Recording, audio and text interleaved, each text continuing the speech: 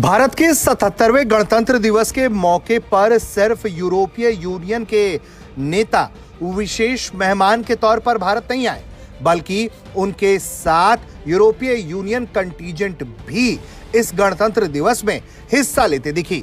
आपको हम कर्तव्य पथ की तस्वीरें दिखा रहे हैं, जहां यूरोपीय यूनियन की कंटीजेंट इस कर्तव्य पथ पर मार्च करती हुई नजर आई।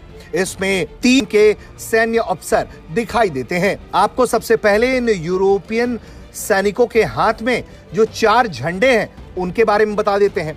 जो 4 झंडे हैं उसमें एक सबसे नामी और पहचाना जाने वाला झंडा यूरोपीय यूनियन का है, जो पूरी दुनिया में यूरोपीय यूनियन का सिंबल भी है। इसके अलावा एक झंडा है यूरोपीय यूनियन मिलिट्री स्टाफ का। इसके अलावा एक झंडा है ईयू नेवल फोर्स अटलांटा का। इसके अलावा एक और जो झंडा है वो है ईयू नेवल फोर्स स्पाइस का। यानी कि यूरोपीय यूनियन के तहत जो अलग अलग कमांड्स हैं उनके झंडे लिए ये जो कंटीजेंट है वो मार्च करती हुई तस्वीरों में दिखाई देती है। आप तस्वीरों में देख सकते हैं कि जिस तरह से भारतीय सैनिक कर्तव्य पथ पर मार्च करते हुए आगे बढ़ रहे थे, तो उस दौरान ईयू कंटीजेंट भी इस कर्तव्य पथ पर मार्च करती हुई नजर आई, जिसमें कुल 5 यूरोपीय यूनियन के जवान सैन्य अफसर इस परेड में हिस्सा लेते हुए दिखे।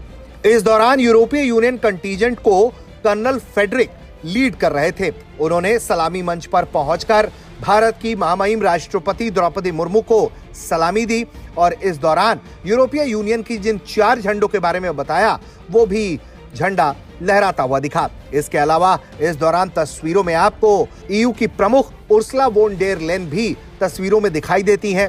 अपनी कंटीजेंट को मार्च करता हुआ देख वो काफी मुस्कुराती हुई दिखी। जाहिर तौर पर भारत और यूरोपीय संबंध इस वक्त उच्चतम स्तर पर है। भारत के गणतंत्र दिवस पर पहुंचे ये यूरोपियन मेहमान भारत के साथ फ्री ट्रेड एग्रीमेंट का फाइनल स्वरूप भी तय करने वाले हैं। जैसे ही भारत और यूरोपीय यूनियन के बीच में फ्री ट्रेड एग्रीमेंट का फाइनल स्वरूप तैयार हो जाएगा और इस ट्रेड एग्रीमेंट पर दोनों देश हस्ताक्षर कर देंगे, माना जा रहा है कि दोनों देशों के बीच जो आज के वक्त में द्विपक्षीय व्यापार 200 मिलियन से पार का है, वो और भी ज्यादा बढ़कर 2 गुना हो जाएगा।